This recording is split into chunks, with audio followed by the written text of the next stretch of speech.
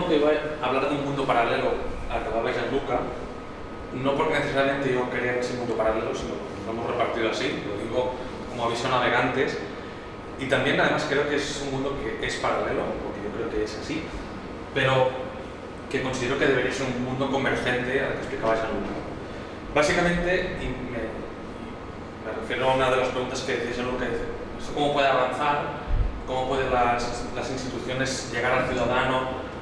Bueno, lo que voy a presentar es la solución a esa pregunta con un pequeño problema, y es que esa solución prescinde de las instituciones. Entonces es una respuesta que además niega la pregunta, ¿no? La pregunta era ¿cómo pueden los gobiernos, las administraciones llegar al ciudadano de forma mejor, abrir más los datos, hacer inteligencia colectiva? Y la respuesta que presentaré yo es sabemos cómo hacerlo, tenemos una inteligencia colectiva que se organiza, pero que prescindimos de las instituciones, con lo cual no converge en la solución, sino que realmente son dos mundos aparte, ¿no? Empezaré explicando un poco el por qué esto es posible. Creo que es lo más importante en este momento, es decir, no solamente explicar qué está pasando, sino que comprendamos por qué es posible y además convencernos de que es posible, al menos como potencial. Luego veremos las limitaciones, ¿no? Y es posible porque hemos pasado de una democracia industrial a una democracia digital, si queréis llamarle así.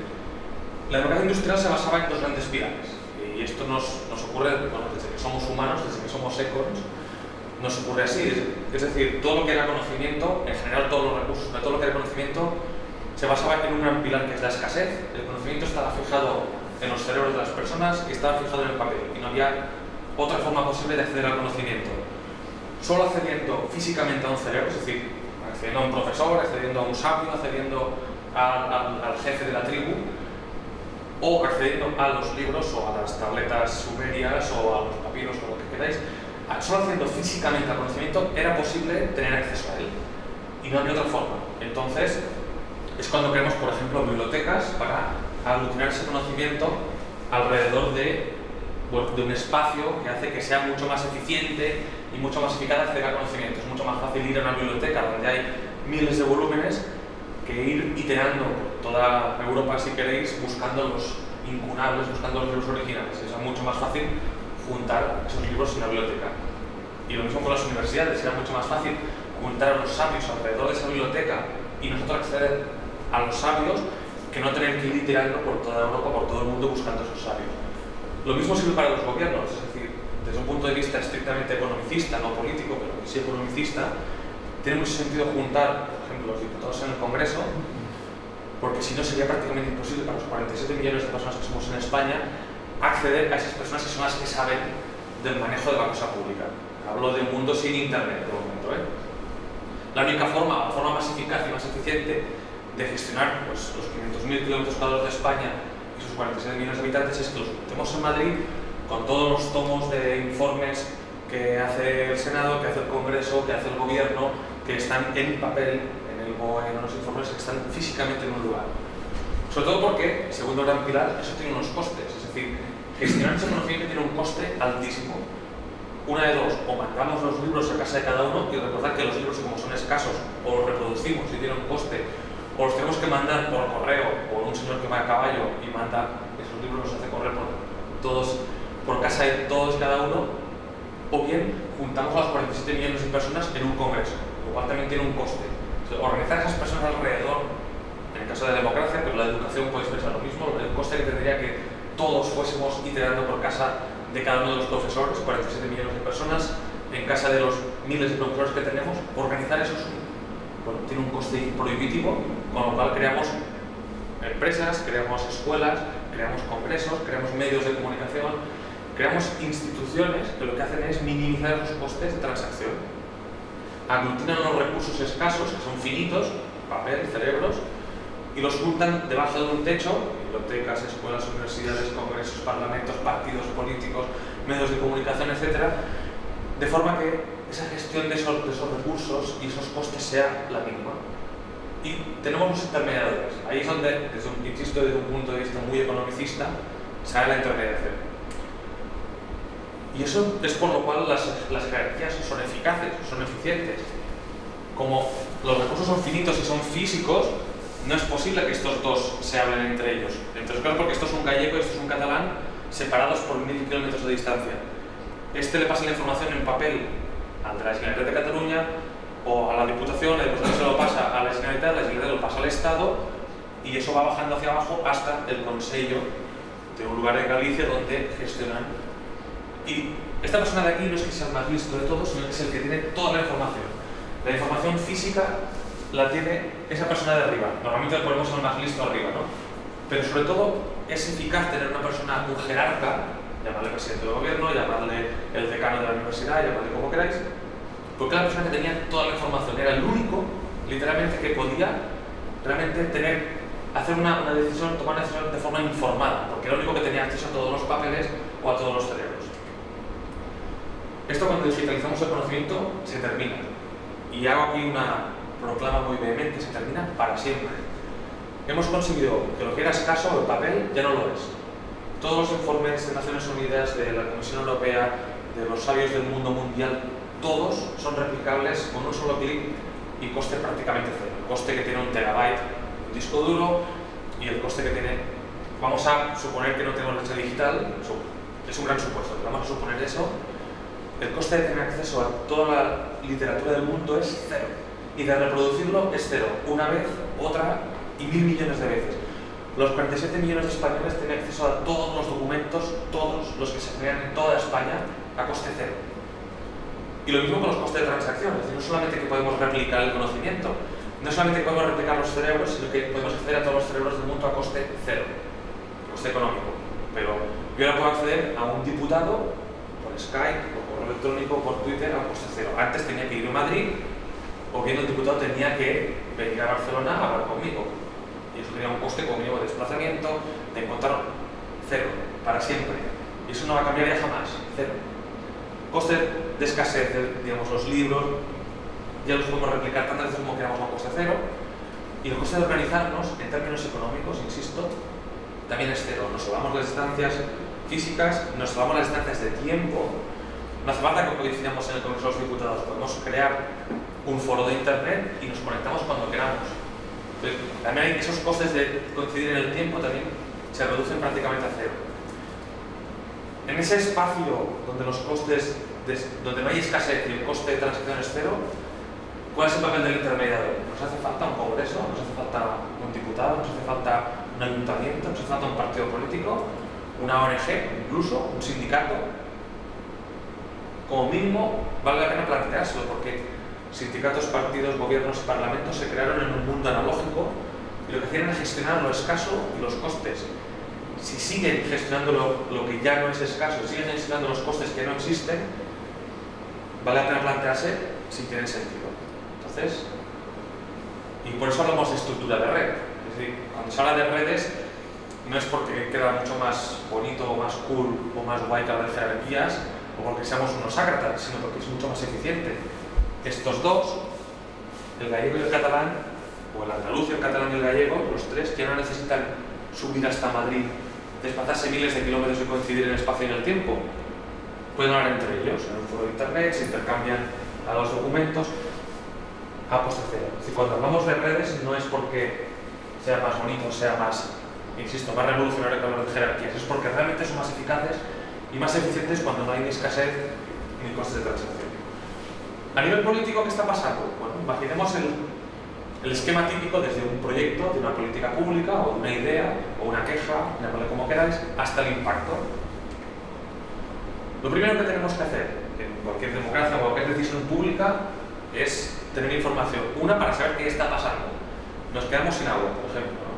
Tenemos que decidir, abrimos el grifo, no tenemos agua, eso ya es una parte de información. O en dónde falta agua, en qué parte de España, por ejemplo, falta agua, o en qué parte de España la educación, la calidad ha bajado, etcétera, mil cosas. O saber que los adoquines de mi calle pues, están levantados. No solamente eso, sino saber también qué soluciones. Para el agua es mejor hacer un trasvase del Ebro, es mejor tener en helicópteros, es mejor desalar, qué coste tiene eso. Hasta ahora era muy complicado, tenía un coste acceder a todo eso. Ahora, hablaba Jean-Luc de los datos abiertos. Los datos, como ya los hemos abierto, como al menos en teoría los hemos abierto, los tenemos todos abiertos, son gratis, están en internet. En cuanto se generan, los podemos subir a la red a coste cero, el acceso es cero. bueno, tenemos un gran salto cualitativo de poder estar muy informados y tomar decisiones de una forma mucho más informada. Sabemos mucho más que antes qué problemas tenemos, sabemos mucho más que antes qué soluciones son las posibles o las más factibles, qué prioridades, a qué podemos renunciar, y además no solamente que lo tenga que hacer la administración, es que como tenemos blogs, como tenemos Twitter, como tenemos Facebook, cualquier persona que tenga información la puede subir él mismo a internet. No necesita que ir a un partido político y denunciar una cosa o ir al sindicato, y que cualquier persona tiene un medio de comunicación personal, pero de masas, con impacto a potencialmente 46 millones de habitantes en España y potencialmente a 7.000 millones de habitantes en el mundo. Con solo sentarte en internet y abrir un blog. Esa es la teoría, y al menos por la práctica, si queréis, en potencia. Problemas. Lo hablaba también Gianluca, infoxicación. ¿Qué hacemos con tanta información? ¿Ponemos filtradores o curadores o comisarios? Muy bien. ¿Y quiénes son estos comisarios? ¿Cómo filtran? ¿Con qué criterios filtran? Eso es un problema.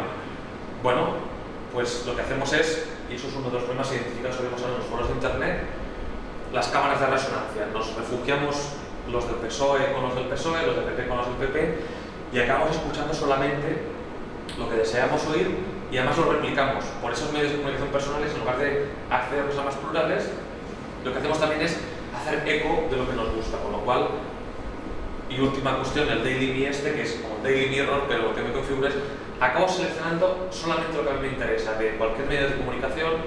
Como tengo todos los datos del mundo a mi disposición, lo que hago es seleccionar lo que me gusta, con un problema.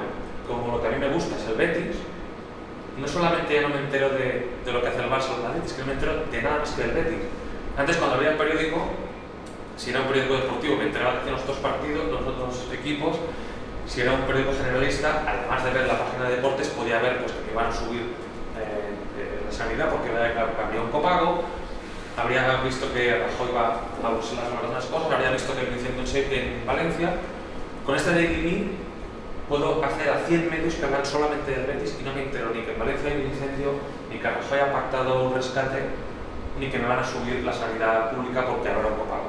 Eso que dice el Daily Me, llegamos hasta ese punto de obsesión con lo nuestro y quedamos ajenos a lo demás. De la parte de las instituciones, 3/4 de lo mismo. De la misma forma que podemos subir todos los datos, podemos también tergiversarlos. Sabemos, por ejemplo, que el gobierno chino tiene literalmente más de 1000 blogueros publicando noticias y datos sobre lo bien que lo hace el gobierno chino. Seguramente son poco objetivos, tienen un cierto sesgo, pero si no sabemos eso, es muy complicado llegar a saber qué es lo bueno. En cualquier caso, nos hemos informado, tenemos toda la información del mundo a nuestro alcance, sin necesidad de un gobierno, de un partido, de un sindicato que nos la suministre, porque nos suministramos nosotros directamente, y además nos podemos juntar para decidir. El segundo paso de una democracia es deliberar, argumentar.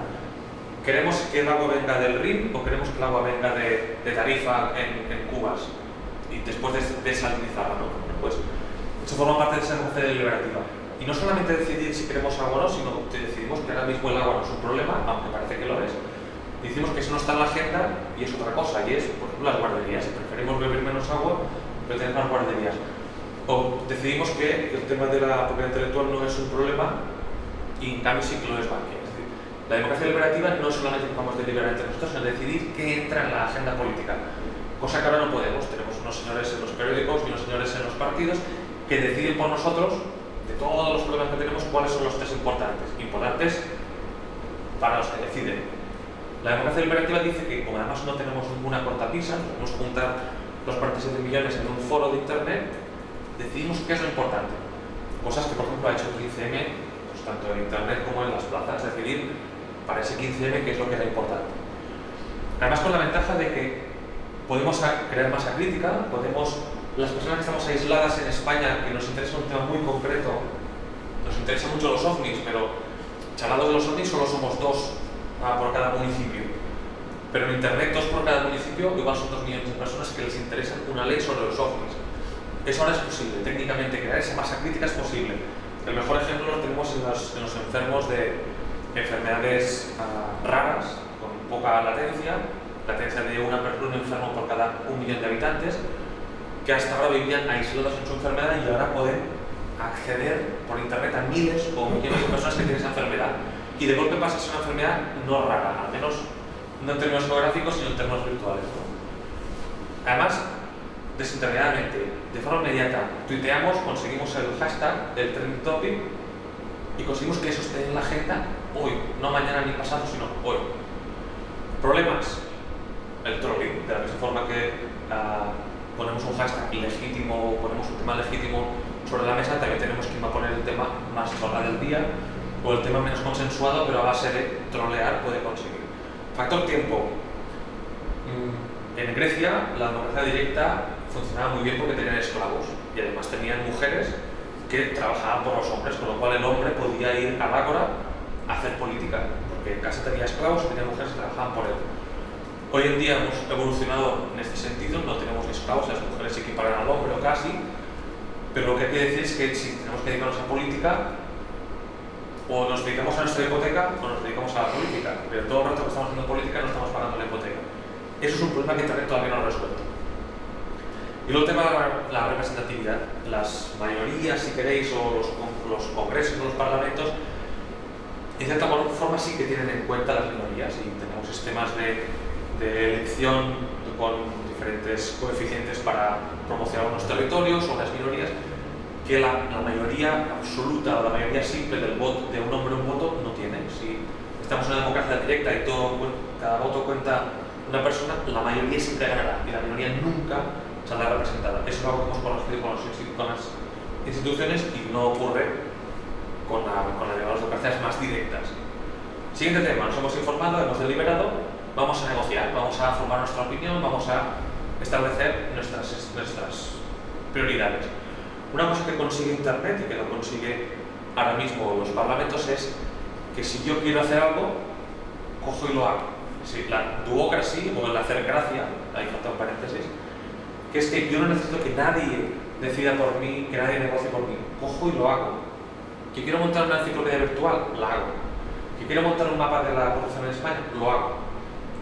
Que quiero hacer una querella contra Rodrigo Rato, lo hago. No consulto a la gente, no negocio, lo hago. Y si esa gente se añade a mí, conseguimos esa acercracia, que es que se añaden a mí los 50, 70 mil personas que consiguen los fondos para sentar el rectorio a Rodrigo Rato, consigo los abogados por internet, pagando o no pagando, etc. O conseguimos montar una campaña para que los toros sean patrimonio de la humanidad, o en Cataluña que se anulen. Es decir, hoy en día con internet, como el capital es intangible, ese conocimiento es gratis, está al alcance de todo el mundo, las comunicaciones son gratuitas, no necesitamos muchas veces ni ese consenso, ni necesitamos nada. Sencillamente lo hacemos y a base de agregar simpatizantes conseguimos hacer realmente las cosas. ¿Queremos tumbar un site? Lo tumbamos. En cambio, antes teníamos que salir de casa, encadenarnos en el rectorado, encadenarnos en la diputación. Bueno, ahora sencillamente, a base de agregar personas, conseguimos tumbar un site o hacer una protesta.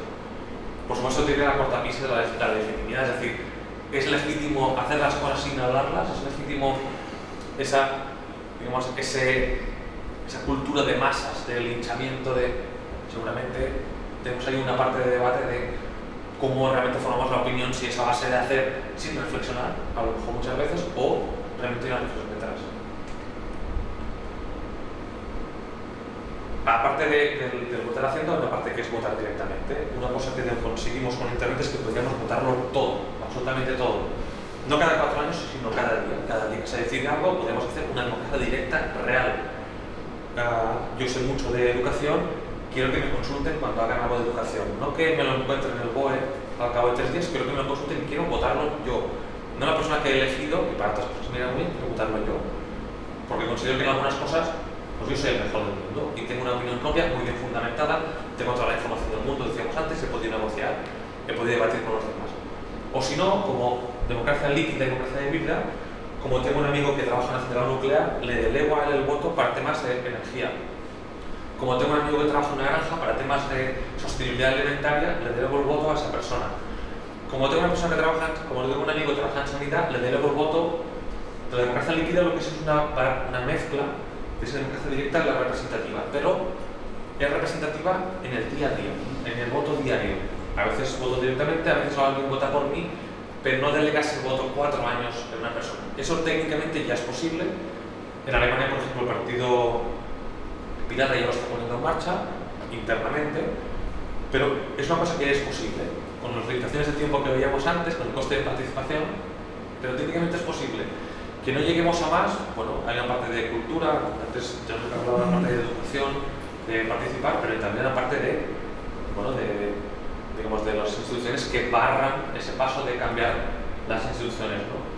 Por supuesto, una vez más, llegamos al problema, como hay de la burocracia, digamos, de la cultura de masas, del que todos estamos metidos ahí y acabamos haciendo populismo desde abajo, que es casi peor que populismo que viene desde arriba. Y por último, la rendición de cuentas, es decir, nos hemos informado, hemos debatido entre todos, hemos hecho unas preferencias, hemos incluso votado directamente. La rendición de cuentas con Internet es mucho mayor que teníamos antes. Tenemos una parte de gobierno abierto, que parece que está abriendo, pero en la medida que los datos están en Internet, que las cosas quedan registradas en Internet, que todo lo que hacemos queda trazado en Internet, hay una parte de transparencia implícita, que si la hacemos explícita nos hace mucho más fácil la rendición de cuentas, pero no ex post, sino ex ante, es decir, a medida que haces cada acto debería ser posible trazar el comprar un paquete de folios.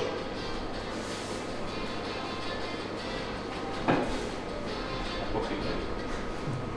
Pero debería ser posible trazar el día a día, el paquete de folios que se gasta la administración, la reunión que ha tenido un político en un lobby o cualquier lobby con otro lobby. Eso debería ser posible. Y de hecho ya es posible hacerlo, otra cosa es que queramos hacerlo, ¿no? El problema es cómo atomizamos esas tareas, hablaba antes ya nunca también de cómo conseguimos que eso baje, que eso nos responsabilicemos cada uno, que haya esa inteligencia colectiva que pueda realmente comerse toda esta parte de Internet, tantos datos, tanta información. Y una última reflexión que a mí me gusta hacer relacionado con esto es: si realmente creemos que ese ciudadano es ser libre de actuar, ser libre de... Parece que esto de Internet nos ha dado muchísima libertad para actuar en el sistema, para trabajar en él, trabajar dentro de él. El problema es si somos capaces de distinguir entre gobernanza y empoderamiento. Es decir, para mí empoderamiento es la libertad de actuar dentro del sistema, y yo creo que Internet nos ha dado mucha libertad en ese aspecto. Es como una gran pecera donde ahora podemos nadar con quien queramos, donde queramos. Podemos decidir si comemos, nos tomamos a dormir o si jugamos con el caballito de mano. Es decir, realmente tenemos mucha más libertad que nunca dentro de ese sistema para actuar libremente, como jamás hemos tenido en toda la historia de la humanidad. El problema es qué libertad tenemos sobre el sistema, es decir, decidimos si estamos en una pecera o decidimos si queremos nadar a mar abierto, decidimos si la pecera tiene forma redonda o cuadrada, decidimos si la pecera tiene agua o tiene Coca-Cola. Yo creo que todas estas herramientas nos están creando un espejismo de mucha libertad, mucho empoderamiento, pero siempre dentro del sistema. Pero yo personalmente, y si damos una opinión, tengo mis dudas de que realmente estemos accediendo a poder cambiar el sistema. Por lo contrario, como nos hemos ido socavando de legitimidad a las instituciones de las que hablaban desde Gianluca, los partidos, los gobiernos, probablemente estamos cada vez más lejos de quien realmente toma las decisiones en el sistema, que es, probablemente no es ni la Diputación ni es el gobierno, sino que está más arriba, ¿no? Entonces, igual habría que ver realmente si lo que estamos es teniendo más libertad para actuar en el sistema, pero si hemos redistribuido la libertad en dos libertades distintas. Quien tiene la libertad de actuar dentro del sistema, que es la población, y otros que cada vez están más lejos, pero que en el fondo son los que fijan las normas, los que tienen la libertad de fijar cómo es ese sistema. Y creo que lo dejo aquí y nos vamos adelante si queréis.